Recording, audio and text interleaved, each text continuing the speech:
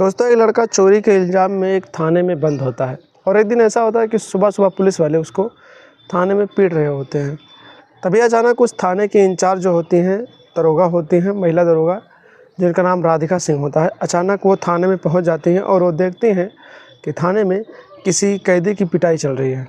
जब वो थाने में और करीब पहुँचते हैं तो वो देखते हैं कि जिस कैदी की पिटाई चल रही है वो कोई और नहीं है बल्कि उन्हीं का 8 साल पुराना तलाकशुदा पति है, जो चोरी के इल्ज़ाम में पकड़ा गया है और पुलिस वाले उसकी पिटाई करके उससे सच्चाई पूछ रहे हैं। दोस्तों, जब वो देखती हैं तो उनकी आंखों में आंसू आ जाता है और फिर वो पुलिस वालों को बताती हैं कि तुम इनको छोड़ दो और इन्होंने जो किया है और इनकी जो गलती है उसकी पूरी सच्चाई मैं इनसे खुद पूछ लूँगी। नमस्कार, प्रणाम दोस्तों, मैं हूं आप सबका यार दोस्त, आप सबका भाई अजय राज और आप लोग देख रहे हैं हमारा YouTube channel the story of AK।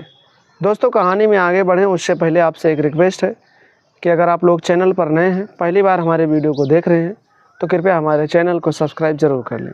Video को लाइक कर दें ताकि वीडियो और लोगों के पास जाए और हमें एक सपोर्ट मिले। और जब आप लोगों का सपोर्ट रहेगा तो हमारा दिल खुश रहेगा और हमारा हौसला बढ़ता रहेगा।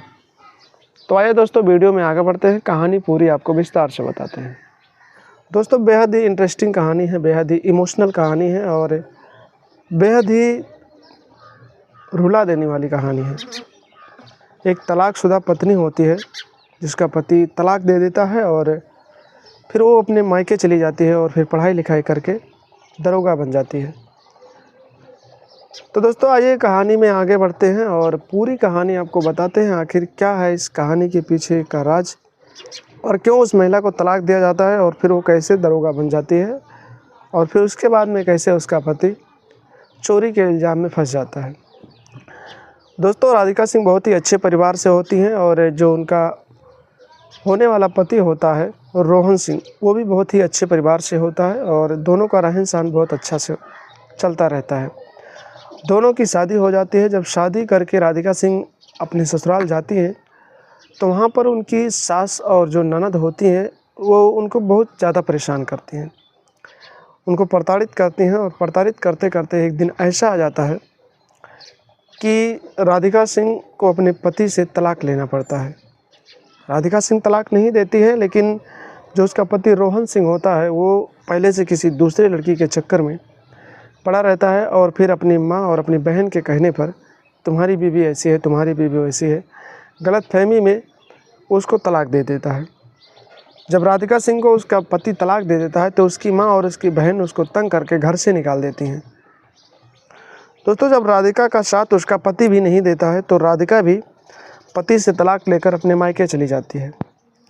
रोहन दूसरी शादी कर लेता है। जिस लड़की से वो प्रेम करता है, जिस लड़की के चक्कर में वो अपनी पत्नी को तलाक देता है, उससे वो दूसरी शादी कर लेता है। लेकिन दोस्तों, उसकी दूसरी बीवी भी कुछ ही दिनों तक उसके साथ रहती है, उसके बाद दूसरे के साथ भाग जाती है। दोस्तों, राधिका पढ़ी लिखी लड़की होती है। थोड़ा और पढ़ाई लिखाई करने के बाद वो महिला पुलिस की एक नौकरी निकलती है, एक फॉर्म निकलता है, उस फॉर्म को भर देती है और फिर वो महिला पुलिस में भर्ती हो जाती है। उसको नौकरी मिल जाती है। नौकरी पाने के बाद राधिका सिंह को एक थाने में इंचार्ज बना दिया जाता है। उधर दोस्तों, जो उसका तलाकशुदा पति होता है वो अब अलग ही किस्म का आदमी बन चुका होता है, यानी कि अब वो चोर बन चुका होता है, शराबी बन चुका होता है। दोस्तों, राधिका से तलाक लेने के बाद रोहन जिससे शादी करता है वो भी किसी और के साथ भाग जाती है।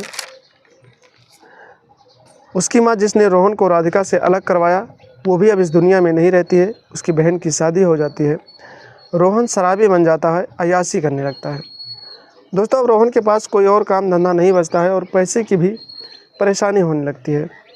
एक दिन की बात है दोस्तों, रोहन अपने दो दोस्तों के साथ एक सरकारी गोदाम का ताला तोड़ देता है और चोरी कर लेता है वहाँ से। लेकिन वहाँ पर CCTV कैमरे लगे होते हैं और रोहन को इस कैमरे के बारे में कोई जानकारी नहीं होती है। वो लोग वहाँ से चोरी करके रात में चले जाते हैं और जब सुबह होता है, कैमरे के फुटेज को देखा जाता है तो उसमें जो लोग देखते हैं उनमें से पुलिस वाले एक लोगों को पकड़ लेते हैं और फिर उससे जानकारी लेने लगते हैं। तो वो एक एक करके सबका नाम बता देता है। गैंग का एक आदमी पकड़ा गया और फिर उसने सब लोगों का नाम बता दिया। उसके बाद रोहन को पुलिस ने हिरासत में लिया और थाने ले गई और फिर रोहन की अच्छे से पिटाई करने लगी। सुबह सुबह उसकी पिटाई हो रही थी और वो ज़ोर ज़ोर से रो रहा था, गिड़गिड़ा रहा था और कह रहा था मुझे छोड़ दो, मेरी कोई गलती नहीं है। तभी उस थाने में जो महिला दरोगा थी इंचार्ज पहुंच जाती हैं और जब उसे देखती हैं तो वो देखकर उसे हैरान हो जाती हैं। वो देखती हैं कि जिस इंसान की पिटाई हो रही है, जिसे थाने में पीटा जा रहा है, वो इंसान कोई और नहीं है बल्कि उसका 8 साल पहले का तलाकशुदा पति था। राधिका पुलिस वालों को रोक देती है और कहती है कि इसे मेरे ऑफिस में भेजो, इसे मत मारो, मैं इससे पूरी जानकारी ले लूँगी। जब रोहन ऑफिस में जाता है तो वो अपनी तलाकशुदा पत्नी को देखकर फूट फूट कर रोने लगता है। पत्नी जो दरोगा होती है वो किसी तरह से उसे चुप कराती है और पूछती है आप ये सब क्यों करते हैं। तो अपनी पूरी बीती कहानी को बताता है और कहता है जब से तुम घर से गई हो मैंने एक दूसरी लड़की से शादी कर लिया था और वो भी मुझे छोड़कर चली गई। जो माँ थी वो इस दुनिया से चली गई, जो बहन थी उसकी शादी हो गई और पिताजी तो पहले ही इस दुनिया से चले गए थे जब तुम मेरे पास आई थी। मैं शराबी बन गया और उसी शराब की वजह से मैं आज ये कर बैठा, लेकिन इन सब का मास्टरमाइंड कोई और है। मैं तो बस उसके बहकावे में चला गया था और ये कर बैठा, मुझे माफ़ कर दो। दोस्तों, राधिका किसी तरह से अपने तलाकशुदा पति को उस केस से बाहर निकलवा लेती है और जब रोहन वहाँ से जाने लगता है तो उसने राधिका से कहा कि मुझे अपना नंबर दे दो ताकि मैं तुमसे बात कर सकूं। दोस्तों, राधिका ने कहा कि नहीं, नंबर नहीं मिल पाएगा, लेकिन कल मैं तुम्हें एक जगह बताती हूँ, उस जगह पे मिलना, फिर हम बात करेंगे, तुमसे मुझे कुछ बात करना है। अगले दिन जब सुबह होता है, राधिका जिस जगह पर रोहन को बुलाती है रोहन वहाँ पहुँच जाता है और राधिका भी वहाँ पहुँच जाती है। लेकिन दोस्तों, जब रोहन थाने से निकलता है तो वो बताती है कि यहाँ से जाओ, तुम्हें मैं कल मिलूँगी, लेकिन यहाँ से जाने के बाद में किसी को ये मत बताना कि यहाँ की जो दरोगा है वो मेरी पत्नी है। अगले दिन राधिका रोहन से मिलने उस जगह पर पहुँच जाता है जहाँ पर राधिका उसे बुलाती है। दोनों एक दूसरे से बैठकर घंटों बातचीत करते हैं और आखिरी में रोहन कहता है आप सब पुरानी बातों को भूलकर मेरे साथ मेरे घर चलिए। दोस्तों, तलाकशुदा पत्नी को दया आ जाती है, लेकिन कहती है आज नहीं, 2 दिन बाद मेरी इस थाने से छुट्टी होने वाली है और मेरी ड्यूटी किसी और थाने पर लगने वाली है। जब मेरी ड्यूटी वहाँ पर लग जाएगी तो मैं तुम्हें बुला लूँगी और उसके बाद हम दोनों एक साथ रहेंगे, क्योंकि यहाँ पर तुम्हें जानता है हर कोई कि तुम चोर हो।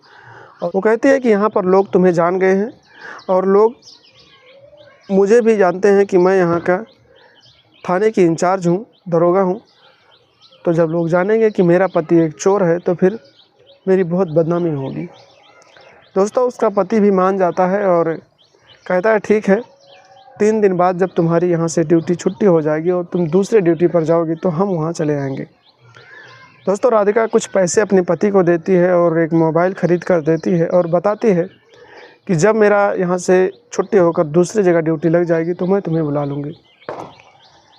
2 दिन 4 दिन बीतते हैं और जब राधिका की छुट्टी हो जाती है, जब वो दूसरे थाने पे जाती है तो फिर वो अपने पति को फ़ोन करती है और बुलाती है।